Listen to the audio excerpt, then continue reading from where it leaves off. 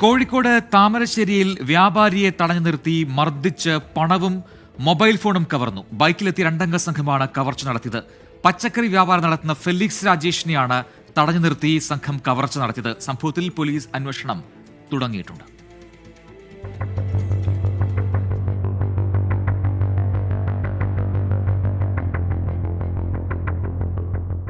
താമരശ്ശേരി ബാലുശ്ശേരി സംസ്ഥാന പാതയിൽ ചുങ്കം ബിഷപ്പ് ഹൗസിന് സമീപമുള്ള IOC പെട്രോൾ പമ്പിന് മുൻപിലായിരുന്നു സംഭവം. റോഡരികിൽ പച്ചക്കറി വ്യാപാരം നടത്തുന്ന ഫെലിക്സ് രാജേഷിനെ തടഞ്ഞു നിർത്തിയാണ് രണ്ടംഗ സംഘം കവർച്ച നടത്തിയത്. രാത്രിയിൽ കടയടച്ച് ചുങ്കം ഭാഗത്തേക്ക് നടന്നു പോവുകയായിരുന്നു ഇദ്ദേഹം. IOC പമ്പിനടുത്തായി റോഡരികിൽ നിർത്തിയിട്ട ബൈക്കിനടുത്ത് നിൽക്കുകയായിരുന്നു യുവാക്കൾ. ഇവർ ആദ്യം വയനാട്ടിലേക്കുള്ള വഴി ചോദിച്ചു. പിന്നീട് കയ്യിൽ കഞ്ചാവുണ്ടോ എന്ന് ചോദിച്ചു.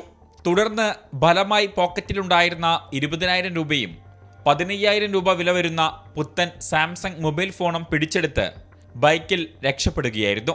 പിടിച്ചുപറി നടത്തുമ്പോൾ ബഹളമുണ്ടാക്കി സമീപത്തെ പെട്രോൾ പമ്പ് ജീവനക്കാരെ വിളിച്ചെങ്കിലും ഇതര സംസ്ഥാനക്കാരായ ഇവർ തിരിഞ്ഞു നോക്കിയില്ലെന്ന് ഫെലിക്സ് പറഞ്ഞു.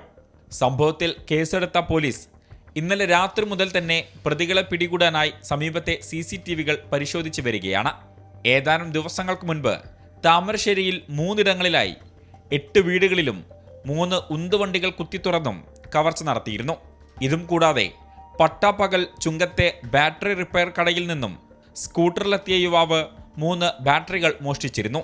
എന്നാൽ ഈ കേസുകളിലൊന്നും ഇതുവരെ പ്രതികളെ പിടികൂടാനായിട്ടില്ല. 24 കോഴിക്കോട്.